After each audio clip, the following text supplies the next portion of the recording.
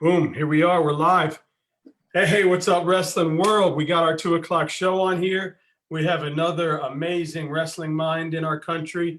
He was a Florida state champion back in '02 and took his talents to Arkansas, as I like to call it. And he's out there. He started a program at Central Baptist College back in 2010. As I said, he was a Florida state champion '02. He was an '03 college All-American. He was a 2-time JUCO national qualifier. He was an NAIA national qualifier. When he got done at the Cumberlands, he moved into helping coach there, and the rest is history. He's here with us today. So, Coach Ken Prophete, how are you, sir, man? Welcome. Appreciate you, Dan. It's an honor to be here. I'm excited. Yeah, the honor's all mine, man. I'm glad to get another, amazing mind on our show, and especially it's always a bonus when it was a Florida guy and you're taking talents everywhere else, because obviously Florida is home. So Absolutely. I always have a special place for that. But man, well, first things first, man, this pandemic has really put the brakes on wrestling a little bit. What have you been doing out there in Arkansas to kind of keep your wrestlers ready and prepared for when we can go full force?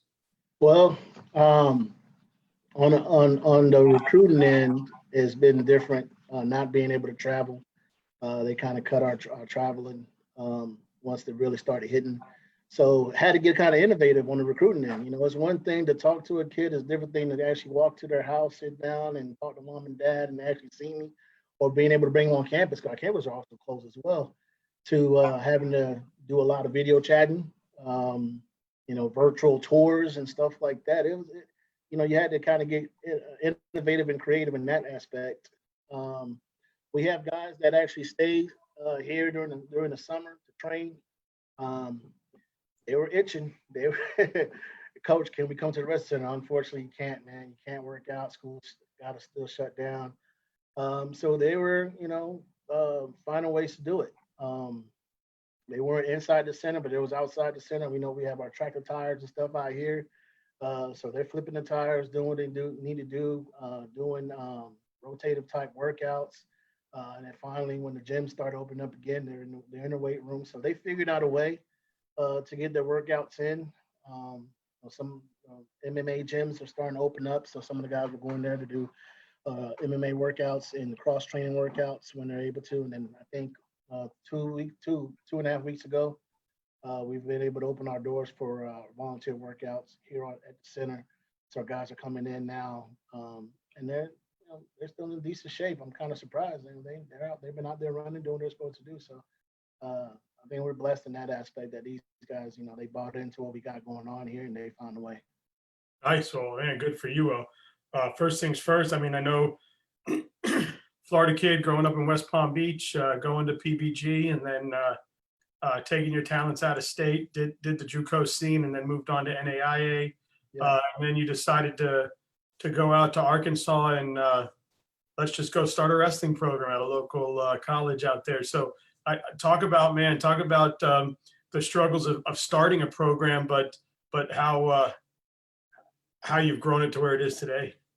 Well, the first things first, man, it was definitely a God thing.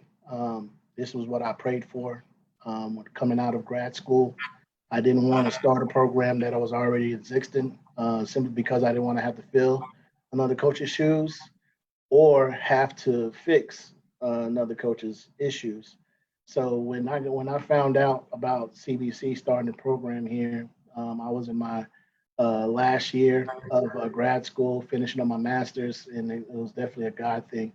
I would say that, me coming in as a head coach for a brand new program, I came in around the time where the NWCA was really doing a great job of providing resources and implementing things for new coaches. I was able to get on through Mike Moyer. When I got hired, I think he was the second person that called me when I got hired, and he called me about the NWCA's Coaches Academy that they do in Florida, where they bring in young coaches, whether it's your first year or you only been coaching for a few years, and they bring you in a week before the conference actually start, where they just had a week long, a few days long, just training, and had people come talk to us about coaching and just different aspects of it. That was a huge help for me, because when you come in, especially I came in at what 20, I was 24 going 25. I came in young as a young coach, thinking I knew everything. Uh, so I'm all ambitious, ready to do all these other things and stuff like that. So man, I can't wait. Now I moved here to Arkansas. I moved to Arkansas on Mother's Day of 2010, and my mom wasn't really happy about that, but I made it up to her. But there's so much that goes into coaching. People think, oh man, it's just a practice. No, I mean, you are a CEO of, if you run it right, you're the CEO of a Fortune 500 company, if that's what you want it to be, and to do it with no assistance. That was the biggest thing. Being in a small college, limited resources, limited funds, you had to figure out how to make it work. And the academy definitely helped me with that, for one. From what it was to what it is now, it was one of these things that you had to be persistent. I came in knowing the resources I had, the limitations that I had. To some people, that would be stressful enough to not last long. But I knew, and the one thing that it comes down to, Dan, is believing the environment that you're part of. And I believe in the vision of Central Baptist College. I really do. From what the school was then when I first got here to where we're at right now and where we're going, I have to be part of it, and I have to believe in it for me to have last as long as I have. And I still do. Yeah. Angelo Price says, "What's up, Prophet?" Hello. So, Russell get at Cumberlands. That's my boy right there. nice. How long did it take before you started to hire yourself a staff? Well, again, it was the resources. So I stayed consistent. I kept showing my administration, my athletic director, my AD, and everything like that, by growing in numbers and recruitment. Again, that's what it comes down to when you're dealing with a small college. Like most small colleges, it's about numbers, and it's about numbers with little money to give. So being able to show that consistency of, hey, I got these guys, my team is growing, I'm doing all this recruiting, I'm keeping on to my budget, I'm not going over budget, we're still competing, we still got guys going to nationals, we got things going on. I can help. Imagine I'm bringing in an average between 15 to 20 wrestlers every school year. Now think about if I had one more help, one more, two more, so it came down to being able to show that, for one, the consistency and the growth, and them buying into what I'm providing them as a program as well. Showing that I'm here, I believe in what you guys are doing. Now, do you believe in what I'm doing? And they do. They believe in what I'm doing with the program. We concentrate on three aspects of our athletes: the mental aspect, the physical aspect, and definitely the spiritual aspect.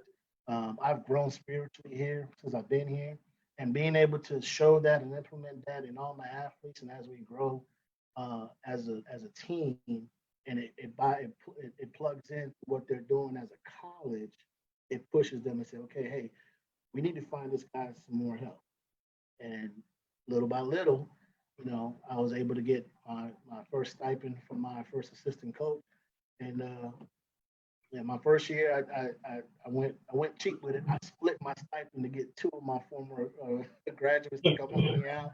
Nice. It worked out well until one decided to go be a personal trainer and make more money than I ever would make. And but Peter Acuna has been my assistant coach since, and he's been doing a great job for me. And we've had guys graduate, utilizing graduate assistants, again, utilizing resources. So I have one head coach. I'm sorry, one head assistant position. Other positions has been graduate assistants, and now we have guys that are coming in and want to volunteer and be part of it because the state of Arkansas is growing so much. So it's just about, again, utilizing your resources and being blessed that people want to be part of what you're doing. That's awesome. And first of all, the picture behind you should be on a CBC shirt. It should be like CBC Wrestling. Yes, sir. Have that, man, that thing's dope. And That's then a great picture. Yes, I love it. yeah. The other thing is what level wrestling is CBC? We're NAIA. We're NAIA. an NAIA 4-year institution here. And they became NAIA the year I got hired. So 2010, 2011 was when they switched. They went from National Christian Association to the NAIA. And by adding men's wrestling and at the time women's golf, they added 2 sports to become and join in NAIA. And I think we've been in our conference now, the AMC, going in our 4th year being in that particular conference. So Do you do you have a women's team? If not, do you plan on bringing one on since the NAIA, the women's circuit has became so big? Oh, absolutely. My wife's a wrestler. She wrestles at Cumberlands. So I advocate So for you got a women's head coach already. Exactly. It's something that I do bring to the forefront when I'm given an opportunity to do so. Women's wrestling has grown tremendously and to continue growing. That'll be something that is talked about as the college continue to grows. And God doing what he's doing here on this campus, that is definitely a direction that I can see us going in the future. As of right now, it's just something that's just in my mind. That's just my voice. Nobody's listening to it right now, but I think the time will come where women, and again, the advocates for women's wrestling are doing such a great job and it's growing. Arkansas, this past season, women's wrestling became its own state tournament and everything like that. So for this past 2019, 2020. So the state of Arkansas has embraced women's wrestling. Lyon College was the first program to have women's wrestling in college level. So Coach Erickson's out there doing a great job. And I don't know if he's the head coach with it, but I know he's part of the program over there. So it's slowly coming to seep in the state of Arkansas, and then CBC will eventually catch on. And when they do, I'm right here to embrace it. Yeah, I mean, why not? There's like, I don't know, like 130 teams or something. It's growing. Absolutely. It's amazing. And I talked to some of them college girl wrestlers, and there's some studs. I talked to a few of them coming out of Iowa, some coming out of Illinois, Florida, Texas. Man, there's some. I'm sure you got your own there because they feed you good in those Arkansas towns. I'm sure they're healthy and ready to go. Oh yeah, absolutely. Speak on that a little bit. I know being an NAIA program, I'm sure that recruiting is big. You've got a lot of, it seems like, first of all, I had DT on, Daryl Thomas, who's over at Campbell now, coaching. But I remember asking him about NAIA, and he's like, man, that thing has grown to be as big as D1 almost, as many schools. And it seems like you guys really have some huge opportunities for kids coming out of school. When you're recruiting a kid to CBC, what kind of athlete are you looking for? What are the intangibles you're looking for to make sure that you keep the culture and the lifestyle in your room the right way? And then on the other hand, as a parent, I know when you go into a room, you're not only recruiting the kid, you're recruiting the family. So I'm sure the family is asking, hey, look, Coach Prophete, you can have my son to wrestle, but I also want him to get an education. How do you focus on that to make sure the kid is ready for life as well? Well, it really comes down to our mission statement, both on the academic side and on the wrestling side, what our mission statement states. And basically, that's the kind of kids we're looking for. We're looking for individual student athletes, student first. The student athlete person that is focused, not just be on the wrestling mat and practice hard, but is that kid that's going to be the first, first person in class, first person to raise their hand to ask questions. Because if you're not willing to bust your tail in the classroom and do what you're supposed to do in the classroom, which is something you have control over, then I can't really count on you to do the same thing on the mat. It goes hand in hand. So when it comes to recruitment, the first thing I ever had as an athlete, most coaches say, "Hey, so how's your wrestling? How's the season going? How'd you do?" First thing I asked is, "How's school's going? How's your GPA? How's your class attendance? And things like that." It throws some kids off because But the reason I'm asking these questions is because I need to know that you're as serious about your academics, your book, as you are serious with wrestling. Because unfortunately, you don't get a degree in wrestling. You don't say, Maybe weight class. maybe you get a minor in wrestling, right? Right. So when it comes to recruiting kids, that's one of the first things that I pay attention, mainly because through my own experience in life and stuff like that, the wrestling does not last forever. It doesn't. There's going to be a time and day you have to put those shoes up, but that degree can carry you a long way. And the main thing, when I go watch kids compete at high schools, or when I go sit down with parents, I'm a very observant individual. So when I'm at a tournament, I'm watching you wrestle. I'm watching you wrestle and I'm wishing you well, but I really pay attention to when you lose. I really do. I really pay attention to a kid when they have lost a tough match, especially one of those double overtimes type deal when I'm at a state tournament and I have a kid that I've been looking at for the past year and I'm at the state tournament watching him and he fell short of going to the state finals and he lost in the blood round or something like that. I pay attention to see the reaction. Are they passionate, but are they able to bounce back? And I also pay attention to what, with the parents and how they react with their parents.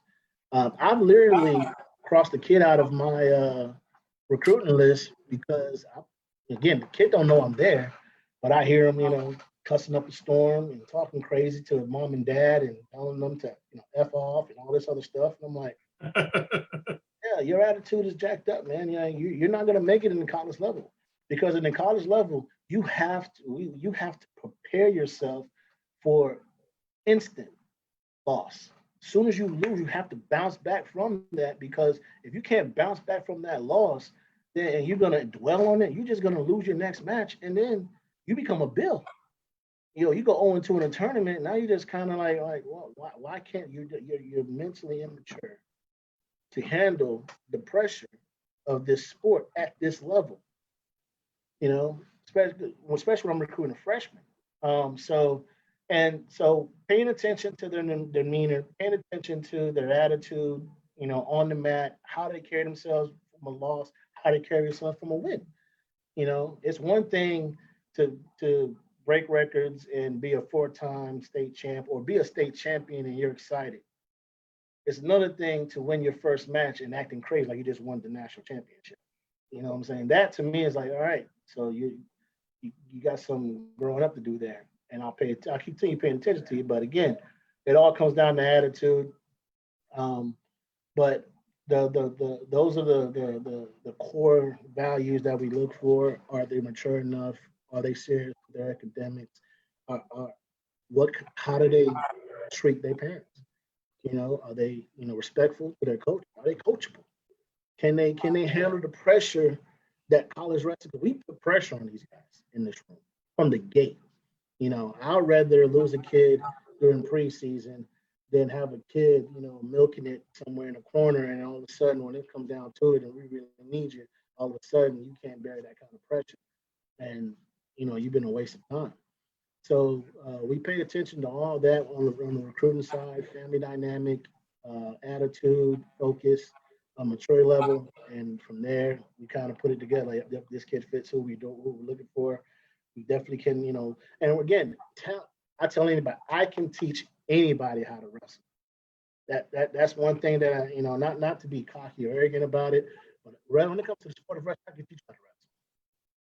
But when it comes to heart, when it comes to determination, when it comes to focus, there's some things I can guide you to, but you got to have it in you for me to really, for it to flourish. And if you don't have it in you, then what I'm teaching you is irrelevant because you're really not going to take it because the lessons get tougher and tougher as you get older, and especially at the college level. Yeah, and I mean, I talking to a lot of coaches because I've spoke to a couple over the last couple months, and they all say a lot of the same thing. They go, it's not like the movies where we're walking in like, show me the money, you're the recruiter. It's we really try to scare the kid. A lot of coaches said we really try to scare the kid to make sure that they understand that, it's different. And I mean, I talked about a kid I had on from Life U a couple days ago. He's a fifth-year senior. Denver Stonechecker. Sorry, Denver, if I screwed it up, but he said, he goes, I asked him, what would you tell young kids that are about to go through what you went through? And he said, you don't have mom and dad here anymore. You don't have a structured environment anymore. You have to understand that you've been putting in the work to have a goal. And the stigma of college is to party and do all this, but time and place for that. And you've got to understand the difference. Right. Absolutely. Absolutely verbatim. And that's what unfortunately, a lot of athletes, not just wrestlers, but a lot of athletes will come in on a college level and think that they can balance a fun social life and a productive professional life. You can't do. You have to. It's hard to do that. It's hard to do that on this type of level because one's going to give. And I'll tell my guys straight from the beginning, I don't care about your social life. I only care about your academic and your athletics. And if your social life start interfering with what needs to go on the academic side or on the athletic side, we're going to come in and have a little meeting, and we're going to have to evaluate, which direction you want to take your life here. Simply because you can't go out and have a good night till 3-4 o'clock in the morning and then try to go to class and then try to come here and work out and then try to do it all over again, day in and day out. At this level, you can't burn two ends of the candle. Something's going to give. And I'm sure being a student athlete too. I mean, if you're out in the community, people know, hey, that's a wrestler up at Cumberlands. Hey, that's a wrestler. So if you're wearing a Cumberland shirt or you're representing Cumberland in some way, then just or Central Baptist College or CBC or Central Baptist. I'm sorry, you were talking about your alma mater before, so I brought that up. My apologies. Central Baptist College. He does love Cumberlands, but Central Baptist is his home now. Patriot to the heart. And well, like I said, so if you're wearing that clothes, if you're wearing those gears, just absolutely act appropriate when you're out in public. I've had bosses say, look, I can't control my people when they're out in public, but just remember that if you're at a social event representing what you do, then that's represented at a high level. I tell my guys all the time, you got to remember you represent yourself, you represent your family, you represent this institution. And so, they know, most of my guys know if they get into any kind of issues or something like that, I need to be the first one to know what's going on. Because if I find out for somebody else, you're in trouble. I mean, there's no ifs, ands about it. But at the same time, we purposely, and I think every college does this. It's on purpose. We purposely push your face out there, put your name out there through our course information and stuff like that. Social media, we highlight you on purpose. One, because we want people to know, because especially when guys come from Florida, Georgia, California, we want your family to know what's going on with you. But at the same time, on the local level, I want people in the community to know your face, know who you are, because if you are out there acting a fool, you want the call. Come back. Exactly. You're going to get called out, and it's going to, you need to understand your role as a student athlete. And I think on a college level, a lot of young guys, young athletes come in and not understanding, like, you are representing and you are what the younger generation is seeing. Because when you walk, when I send my guys to go, do a community day or talk or read at the elementary level or middle school level, in their mind, it's like, oh, I'm just going to talk to these little kids. But when you walk in a room full of these little kids, like, man, they look at you as this huge professional type, hero, and they want to know more about you. They want to know about the sport. They may not see you it's not like they've seen everything on television. They're seeing what walks into that room. And they're like, oh man, that's pretty cool. That's what they're gonna say when they go to mom and dad. Oh yeah, a wrestler from Central Florida came to read to us today. You're their hero. They're looking at you as that, incredible person, and that's what they're looking up. So what sense does it make if I see you go speak to some elementary kids, but then, you go to Chili's or to Ruby Tuesdays here in town, and you're getting loaded and acting a fool at the bar while they're sitting there having dinner with their parents, and like, I think I just saw them last weekend at our school. You see what I'm saying? It doesn't go together. Yeah. So mom, I don't want to be that kid anymore. it doesn't fit. So, college athletes need to understand, like, you're on scholarship to perform and do what we want you to do. We want you to succeed and be successful. But at the same time, we want you to learn to be a good person, be a good citizen, because people are looking up to you. And we do that on purpose. We put you in a stage so people can say, I want to be like that person. It's fair too to say, you're going to make some mistakes, and we're going to be there to help you through those mistakes and teach you lessons. But if those mistakes become consistent mistakes, then that's a problem, right? There would be no growth if there was no mistake. You have to, in order to grow, you got to make the mistakes. But definition of insanity is doing the same thing and expecting a different result. If you continually doing the same dumb stuff over and over and over again, eventually, you just got to move on. But it's fair to say that I can honestly say we've had guys that came to our program. They were pretty rough around the edges, but they stuck to it. And it's about buying in. That's what it comes down. They buy into what we're talking about and what we're doing. It comes to a trust factor too. That's one thing I've learned, because as I get older, my recruits are getting younger, looking. So it comes down to a level of respect and trust. Especially when I recruit guys that's coming from areas that I grew up in, back in Palm Beach. They're coming to, I know it was a culture shock for me going from West Palm Beach, Florida to Iowa Falls, Iowa. I was mature enough to step into that environment and be okay, but you'll have guys that are step into that environment and completely paranoid and, are not used to the nice, mid South, mid America type attitude and friendship. Like, dude, why are you talking to me? Why are you saying hi to me? Why you keep looking at me? It's weird. But that's where they come from. It's paranoid. So they'll come to Arkansas. I've had guys come to me and they're like, man, everybody here's so nice. I'm not used to that, coach. But yeah, it happens, man. That's true. And, I just thought of this because, first of all, Blake Germain says Prophet is the man. Coach Day Armas from Doral just jumped on. He's happy to get back on the interviews. I told you Angelo Price. And then how about, thanks, they're not for me. Oh, what are they? I don't know. I figured somebody sent them to you. What are they? I don't know. It says hoodies. Yeah, they're for you and your brother. Oh. Sorry. There's some hoodies that came in for him and his brother, but he just thought they were mine, but they're his. Yeah. Wow. How about all the Florida guys and girls throughout the NAIA coaching staffs? Yeah, we're coming out blazing, man.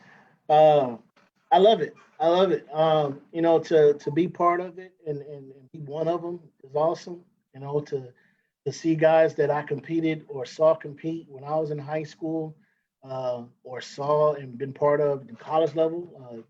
Shout out to Coach James Hicks over at Cumberland University, wrestled for Belglade Central High School, Central Glade out there, and wrestled for Campbellsville. So I saw him on a regular basis when we wrestled, and I wrestled at Cumberland. He wrestled at Campbellsville, and now he's a head coach over there at Cumberland University up in Tennessee. It's stuff like that, man. It just goes to show, you know, it's one of those deals that, and I love saying this, but it goes to show that through hard work, determination, and focus, whatever your goal and dream is, you can make it happen. You know, some kids it takes a while to really, you know, get that in there and get that embedded in them. But man, to come out of the streets of Palm Beach, you know, wrestled for Mike Chesnes back in my day with Will George being my assistant coach, I knew I was getting out of there. I mean, I was determined to get out. Ellsworth Community College was the one that chose me, and I went running with it. And from there, I never looked back. And I tell anybody and everybody, if you want it bad enough, you can make that happen. You know, to step on and, you know, I'm not sure if Dad, have you ever heard the saying, if you love what you do, you'll never work a day in your life? Absolutely. Man, that's me. I love my job. I love my environment. I love Conway. I love Central Baptist College.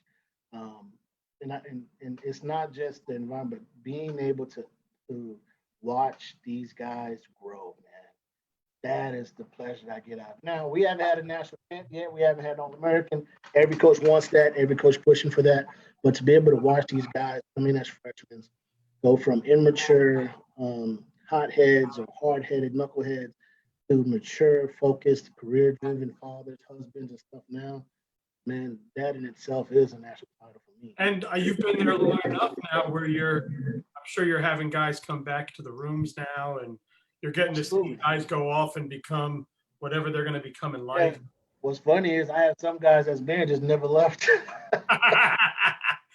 You know, they'll go from I got guys from Florida or guys from Georgia, California.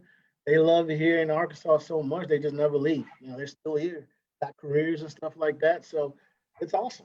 It's awesome. But I got to say, when you grow up in a big city like Miami, not that I don't, you know, I love Miami. That's, you know, I was born and raised down there. Yeah. I love Orlando. I love Florida. But when you get to go out and experience a small town, you know, like when we go to the Carolinas or when we go to Blue Ridge in Georgia, like when you get to experience that kind of small mom and pop feel, sometimes I tell my wife, I go, can we just cancel the plane ticket? I'm good. But it's nice here, man. Hey, so before I get into my 10 questions, a big thing I wanted to ask you was, when you're talking to these kids, you know, maybe their junior year, and you're having conversations with them, whether they decide you're the place for them or not, what are you telling these kids to do to prepare them for college? Because I believe a lot of kids think they're ready, but they're not. So what do you try to advise them? Well, especially when I'm talking to young juniors and going to be seniors, you know, the few things that I'll tell them is, you know, make sure that they're really enjoying their senior year when they go into their senior year. Embrace it, you know, enjoy it, but also make sure that they're staying focused on the academic side. You know, I'll talk to a junior, and again, first question is their GPA or their test scores. And I have a kid that say, oh yeah, you know, I got a 2.5 and everything like that. I said, man, so, you know, what are you doing to get it to a 3.0? What are you doing to get to a 2.8? Or their test score, it might be, you know, right at point to get accepted. I said, are you planning on retaking the test? It's the main thing, I think, when it comes to speaking to juniors and especially recruiting them, and it's something that if they decide to come here, that they'll see in myself and my coaching staff and in my upperclassmen is never being content. We're not looking for contentment. How can I get better? What can you do to get better? So, especially in the summer, going to the senior year, I'll ask, so what are you doing training? Where are you working out? Any tournaments you plan on going into? Things like that. Always pushing to get better, little by little. I mean, nothing dramatic, nothing outrageous. You can't. Some people can't afford to go to every single camp that's out there. Some people can't afford to, travel and compete in all these tournaments. But there's something that you can be doing, every day to get a little bit better. What are you doing? And never stay stagnant in that sense. Makes sense. And I'm glad that that you answered that question, because I like having a kind of a playlist of coaches, and a lot of them talk about the importance of being recruited, being prepared to get to college, and kind of stepping up and doing the right thing. So it looks like Coach froze on us a little bit here, but yeah, he just basically was talking about how to prepare yourself to get ready for the next level. He was discussing recruiting and the intangibles and the athlete he's looking for. And now we just get to look at his beautiful face frozen on our screen. And looks like he has left us for a moment, and I'm sure he'll be right back. But again, just what he said, staying ready, getting prepared. Listen to these coaches and what they're preaching on here. It's one of the reasons why I'm doing the show, so that kids can take advantage of listening to what these coaches are preaching, and you get to meet people who have been successful in this sport, and get the opportunity to learn from these guys. Check out the YouTube page, check out the Word Wrestling Live. I've got different playlists, different coaches you can hear from, but Coach Prophete over at Central Baptist College, he's the one we've been talking to right now. Again, he's a Florida guy, won a Florida State championship, and he's definitely building an awesome program out there. And he'll be back here in just a moment.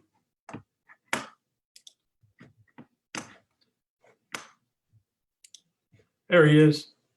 So yeah, so it's great. I know you were talking about telling everybody what to do before you froze, and I kind of tried to keep talking after you were gone to kind of keep it going a little bit. But yeah, man, all good things, what you were preaching. So thank you for that. And again, I was telling whoever was listening, just to get on and listen to all these coaches and listen to what they're telling you, because one of the great things about what I'm doing here is I've got, I don't know, 50 college coaches or something that have been on here from all different levels of colleges, from club coaching all the way through to D1 coaching. And I ask them all the same questions. What do you recommend a kid does to get ready? What do you do to recruit a kid? So, take advantage of it. Listen to all these coaches and what they're telling you. I mean, you've got guys that are recruiting telling you how they recruit. So make sure to prepare yourself. Absolutely. Like I said, it's when it comes to the college level, and the thing about it, the other thing too, I would say is you got to realize, because I get this a lot, and it kind of breaks my heart. When it comes to recruitment side, we don't always know all the athletes. Always run into a coach that said, man, I had this stud that wrestled at, such and such weight for me like 2 years ago, but, nobody reached out to him. He didn't come from a strong home, so we didn't really get his information out there. That can hurt, because, especially when it comes to small colleges, it's about numbers. So, if I'm looking for a kid, and I may not know that they wrestled in a small town in Texas or something like that, just because the town is not big in the sport, but that particular individual or that particular team is a solid team, is just being overshadowed by the other programs around them. Getting that information out there about that kid, let us know about him, that'll help, And it always hurts me to hear about a kid that comes that had a lot of potential, but nobody was able to reach out to him because he was overshadowed. Yeah, I mean, especially these days with social media. I mean, somebody take a picture, somebody shoot a video, somebody tag NAIA.com or D1.com or whatever. I mean, there's so many places that you can do it. And that's it. Well, now hopefully this platform can put people together. I mean, if you have a kid out there that is in a small town and you think he's not getting looked at, hit me up, man. Sign up. Let's bring him on. We'll show his videos. We'll send his videos. Or there's coaches out there just like Coach Prophet that are looking for kids like him. We'll bring on Coach Prophet. We'll bring on your kid. We'll bring on Coach O. We'll bring on your kid. We'll bring on Coach whoever, and we'll bring on your kid and let them all meet and introduce themselves. So Absolutely. It's all about connecting the dots. That's for sure. yeah, and it's crazy. There's coaches out there. I mean, I remember, man, probably 3 or 4 weeks ago. Like, I mean, I laugh because like I have this show, and it's pretty cool. You know, I started it, and I'm loving what I'm doing. But then Yeah. I mean, I had a college coach hit me up like, "Hey, I just had to take over this program. I need kids. You know any good ones out there?" And I'm like, oh no. But I'll message a lot of the people I had on. So I tried to use my connections, but I was like, it's weird to me because like people are reaching out to me now, and I guess I'm creating something, and I guess that's good. And I shouldn't Absolutely. be shocked. I guess I get shocked because I'm humbled by it, because there's a purpose behind it, and I love the purpose, and it's, you know, it's not about me. So when people give me praise or do something like that, it just kind of, I shy away from it. So Man, you're doing such a great thing, man. In the sport of wrestling, need people like you for sure. You know, because when it comes to sports like basketball, it comes to sports like football, they have all the accolades, man. You know, sport like wrestling, you know, we're that sport that could be in the backyard barn, man. And it takes people like you that have passion, you know what I'm saying, that got the bug of it and wants to, you know, help us push it out. And that's what every college is trying to do. That's what every high school, every club program is trying to do. So revenue like yourself, doing this video, definitely something that's going to help expose. you know, I hope so. And I mean, you know, I got a message today from a kid that said, the number 3 wrestling show I listen to every day and blah, blah. And I'm like, you know, my sales guy's like, well, what would make me number 1? No, I'm like, no, I'm humbled by being number 3. I'm good at that. But you know, my sales background is always like, okay, well, why am I not there, right? But Yeah. In all respect, I appreciate the love and the support. But all right, I'm ready. You ready? Absolutely. David's or the Purple Cow? David's or the Purple Cow? Gotta be David's.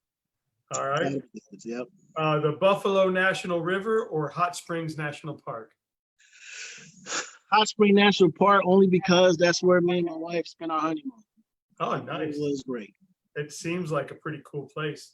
Oh yeah. LeBron's Blaze or Hideaway Pizza? I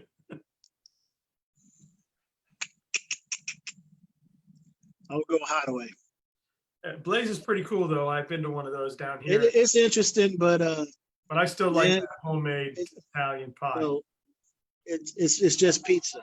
Hideaway has wings and stuff like that. And I'm a wings guy, so Oh, I love wings. But we yeah. won't have to ask you that wings or burger question because we got our answer.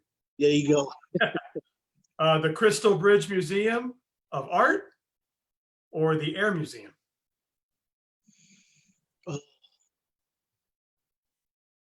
That's a hard one. That Museum of Art seems pretty dope. Yeah, the music.